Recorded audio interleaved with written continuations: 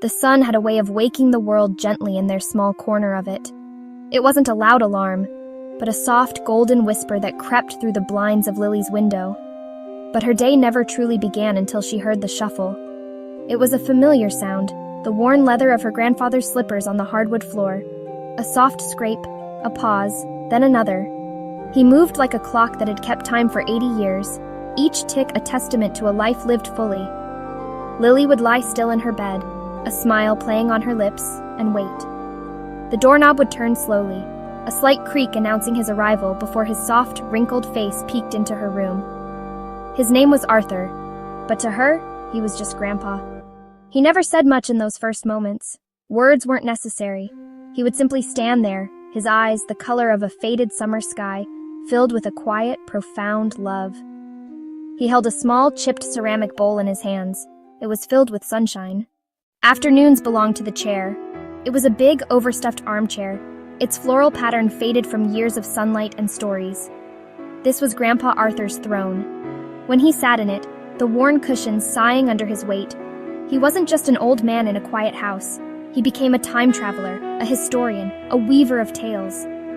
Lily would curl up on the rug at his feet, her chin resting on her hands, her eyes wide with anticipation. The air would grow still, and the world outside the living room window would seem to fade away. It was story time, a sacred hour where the past came alive through the gentle cadence of his voice. He never read from a book. His stories were etched into the lines on his face, stored in the chambers of his heart. The backyard was their shared kingdom, a small patch of green they called the Garden of Small Things. It wasn't a grand, manicured landscape. It was a humble collection of terracotta pots and a few raised beds where Grandpa Arthur taught Lily about the slow and steady magic of the earth. He would kneel, his old joints protesting with a soft groan, and show her how to press a tiny seed into the dark, rich soil. "Patience, little sprout," he would say, his voice as gentle as the dirt he crumbled between his fingers. "You can't rush life. The best things take their time to grow. You just have to give them a little sun, a little water, and a lot of faith." When the first small red tomato finally appeared, nestled among the green leaves, Lily's joy was boundless. It was a triumph. She held it in her palm, a perfect sun-warmed jewel. There were days when words were not needed, days when the house fell into a comfortable, shared silence. This was another language they spoke, one understood not with the ears, but with the heart. On rainy afternoons, they would sit on the covered porch, watching the drops race down the window panes. They wouldn't speak for an hour or more, yet they were having a profound conversation. It was a dialogue of presence, a silent agreement that just being together was enough. Music was the bridge that connected their two very different worlds. Arthur's world was one of big bands, crackling vinyl records, and crooners who sang of moonlight and romance. One afternoon, Arthur dusted off his old record player, a magnificent wooden box that sat like a shrine in the corner of the living room. Arthur stood up, a bit unsteadily at first, and held out his hand. "May I have this dance?" he asked, a twinkle in his faded blue eyes. Lily giggled but took his hand. He led her through the slow, simple steps of a waltz, humming along with the music. Time, which had once seemed to stretch out before them like an endless summer road, began to show its true nature. It was a thief. It started subtly. Arthur began to forget names, not just of distant acquaintances, but of things he used.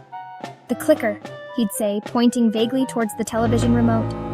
The changes were not just in his mind. His steady hands, the ones that had taught her to garden and hold a pencil, began to tremble.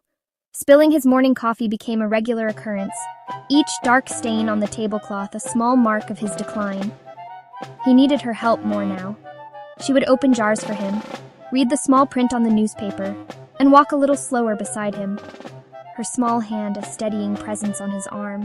The roles were slowly, imperceptibly beginning to reverse. The day came when Arthur could no longer get out of bed to slice the oranges. The morning ritual, their sacred tradition, was broken. Lily walked into his room, the sun casting long shadows on the floor. He lay in his bed, his breath shallow, his eyes closed. She sat on the edge of the bed, just as he had sat on hers so many times, and took his cool, paper-thin hand in hers.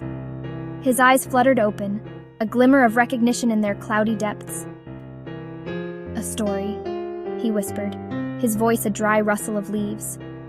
And so she began to speak, her voice soft but clear in the still room. She didn't tell him a story from a book. She told him his own story, the one he had gifted to her over countless afternoons in the faded armchair. She was giving his memories back to him, a final precious gift. As she spoke, a faint smile touched Arthur's lips. She told the last story until his breathing grew soft, until his hand relaxed in hers, and until the storyteller finally, peacefully, went home. The house was different after he was gone. It was too quiet. The silence that had once been a shared language now felt like an absence, a hollow space where a great love used to be. Lily would often find herself standing before it, running her hand over the faded floral fabric, expecting to hear the familiar sigh of the cushions and the gentle start of a story. But there was only silence. One afternoon, she walked over to the empty chair. She didn't just look at it, she sat in it. The cushions sighed, a faint echo of the sound he used to make. Curled up in the big chair, she felt a profound sense of peace wash over her. It wasn't empty after all. It was full. It was full of his love, his stories, his wisdom. It was full of the incredible bond they had shared. We live in a world that rushes. We chase deadlines, we scroll through feeds, we fill our calendars until there is no empty space left. We mistake being busy for being important. But the greatest love, the most meaningful connections, are built in the small in-between moments. So put down your phone, turn off the television, go and sit with your loved ones. For in the end, when the days grow short and the light begins